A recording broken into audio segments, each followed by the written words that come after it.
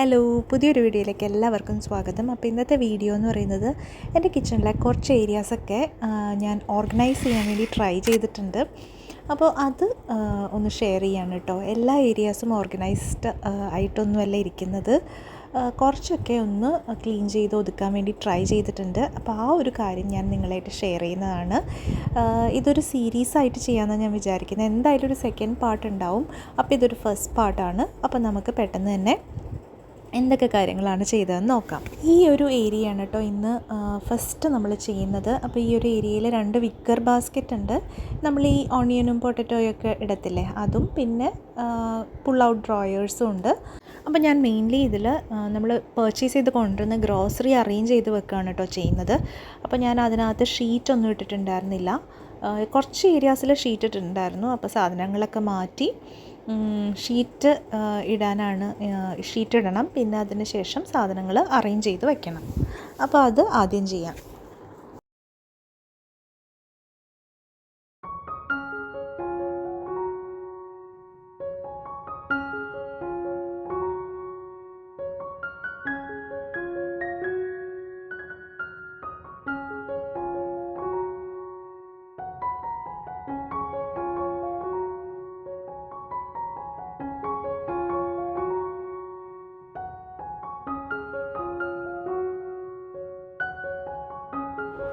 അപ്പോൾ കുറച്ചധികം നേരം ഇതിൻ്റെ ക്ലീനിങ് എടുത്തു കേട്ടോ. നമ്മൾ വിചാരിക്കുന്ന പോലെയല്ല.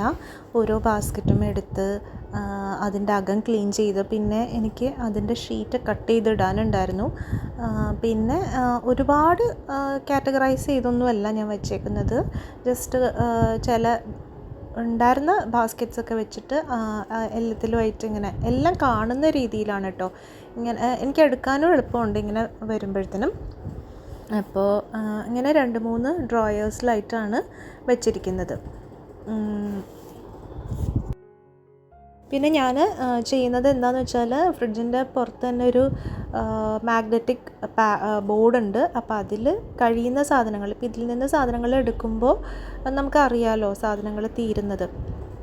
അപ്പോൾ അതിനനുസരിച്ചിട്ട് തീരുമ്പോൾ ആ മാഗ്നറ്റിക് ബോർഡിൽ നമ്മൾ എഴുതിയിടും.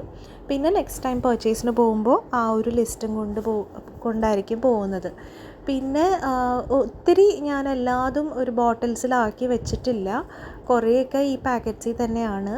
അത് കുറേയൊക്കെ ചെയ്യണമെന്നുണ്ട്, കുറേയൊക്കെ ഇപ്പോഴും പെൻഡിങ് ആണ്. പിന്നെ ഈ വിക്കർ ബാസ്ക്കറ്റിൻ്റെ ഇപ്പോൾ എനിക്ക് ഇഷ്ടപ്പെടാത്തൊരു കാര്യം, അതിലിങ്ങനെ ഒരു വൈറ്റ് പൊടി പോലെ പിടിക്കുന്നുണ്ട്. അപ്പോൾ ഞാനത് ജസ്റ്റ് ക്ലീൻ ചെയ്തുകൊണ്ടിരിക്കുകയാണ് കേട്ടോ. അപ്പോൾ കുറേ നേരം ചെയ്തിട്ട് എല്ലാതും ചെയ്ത് നമ്മൾ നല്ല ടയേർഡായി. അപ്പോൾ മാക്സിമം എനിക്ക് പറ്റുന്ന പോലെ ഞാൻ ക്ലീൻ ചെയ്തു. അപ്പോൾ ഞാനിവിടെ കൂടുതലും വൈപ്സാണ് കേട്ടോ യൂസ് ചെയ്യുന്നത്. ഒന്നാമത്തെ കാര്യം നല്ല ക്ലീനായിട്ട് ഇങ്ങ് പോരും. പിന്നെ അതിനൊരു നനവുള്ളതുകൊണ്ട് നന്നായിട്ട് പൊടിയും എടുക്കും. രണ്ടാമത്തെ കാര്യം, നമുക്കത് ത്രോ ഓഫ് ചെയ്യാം. പിന്നെ അത് കഴുകിയെടുത്ത് ഉപയോഗിക്കേണ്ട പ്രശ്നമൊന്നുമില്ല. മൂന്നാമത്തത് ഒരു ഡിസിൻഫെക്റ്റൻറ്റ് പോലെ ആക്ട് ചെയ്യുകയും ചെയ്യുമല്ലോ. അപ്പോൾ അത് ഏകദേശം ആയിട്ടുണ്ട്. ഇനിയത്തെ സെക്ഷൻ ഈ ഒരു ഓപ്പൺ ഷെൽഫാണ് കേട്ടോ. അപ്പോൾ ഇവിടെ ഞാൻ ഈ ഒരേപോലെയുള്ള ബ്ലൂ കളർ മുടിയുള്ള ബോട്ടിൽസ് വെച്ചിട്ടുണ്ട്. അതിനകത്ത് ഉപ്പ്, അങ്ങനെ റാൻഡമായിട്ടുള്ള കുറച്ച് ഐറ്റംസാണ് വെച്ചിരിക്കുന്നത്. അതിൻ്റെ താഴെയായിട്ട് മഞ്ഞൾപ്പൊടി, മുളക് പൊടി, മല്ലിപ്പൊടി, അങ്ങനെ 2-3 ഐറ്റംസും കൂടി വെച്ചിട്ടുണ്ട്. പിന്നെ ചായപ്പൊടി, പഞ്ചസാര, അങ്ങനത്തെ നമ്മൾ കൗണ്ടർ ടോപ്പിൽ തന്നെ വെച്ചിട്ടുണ്ടല്ലോ. ഇനി വേറൊരു പുൾ ഔട്ട് ഡ്രോയർ ഉണ്ട്. അതിനകത്ത് നമ്മുടെ ചില്ലി ഫ്ലേക്സ്, അങ്ങനെയുള്ള ഐറ്റംസ് ഉണ്ട്. അപ്പോൾ ഇത്രയൊക്കെയാണല്ലോ മെയിൻലി ഡെയിലി കുക്കിങ്ങിന് ആവശ്യമുള്ളത്. അപ്പോൾ അതിൻ്റെ അറേഞ്ച്മെൻറ്റ് അങ്ങനെയാണ്. അപ്പോൾ ഞാൻ നോക്കിയപ്പോൾ വെളിച്ചെണ്ണ തീർന്നിട്ടുണ്ട്. അപ്പോൾ ഞാൻ അതൊന്ന് പൊട്ടിച്ച് ഒഴിക്കുകയാണ് കേട്ടോ. ഇത് കേരയുടെ 1/2 ലിറ്റർ പാക്കറ്റ്സാണ് ഞാൻ വാങ്ങിക്കുക.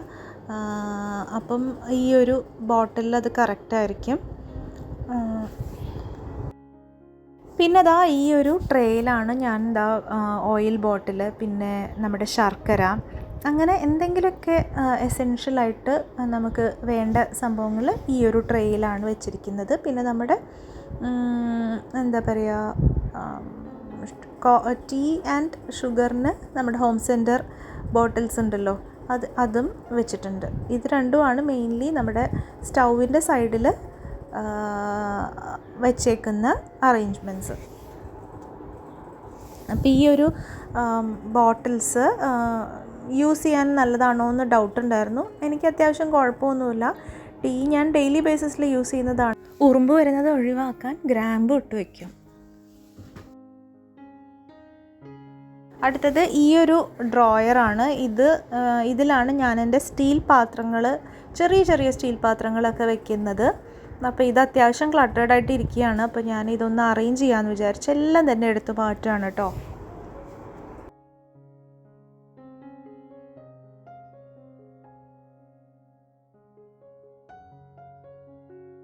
അപ്പോൾ ഇതിൽ ഓൾറെഡി ഞാൻ ഷീറ്റ് ഇട്ടിട്ടുണ്ട്. ഈ ഷീറ്റ് ഞാൻ ഐക്കിയെന്ന് വാങ്ങിച്ചതാണ് കേട്ടോ. അപ്പോൾ നല്ല അത്യാവശ്യം ക്വാളിറ്റി ഉള്ള ഷീറ്റ്സാണ്.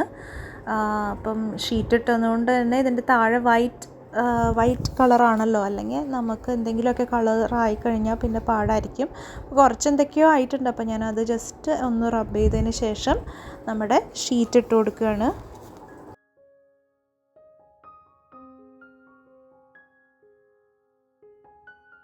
ഇനി നമുക്ക് സ്റ്റീൽ പാത്രങ്ങൾ ഓരോന്നായിട്ട് അറേഞ്ച് ചെയ്യാം. ഈ ഒരു കാര്യം എനിക്ക് നല്ല ഇഷ്ടപ്പെട്ടു കേട്ടോ. സ്റ്റീൽ പാത്രങ്ങൾ അറേഞ്ച് ചെയ്തത് ഒരു പ്രത്യേക സാറ്റിസ്ഫാക്ഷൻ കിട്ടി.